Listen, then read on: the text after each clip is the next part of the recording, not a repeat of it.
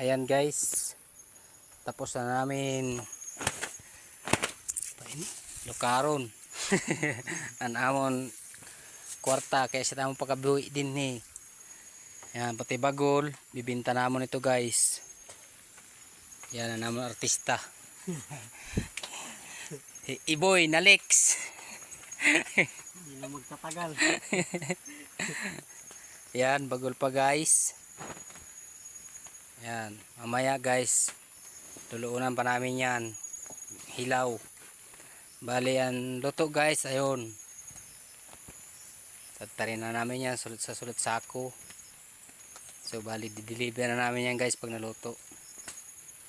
Ito mamaya pa di-deliver yan guys. Luunan muna, luto-lutuin konti.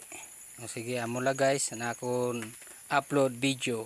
Salamat. Damo nga salamat ha nagkita. Sana all.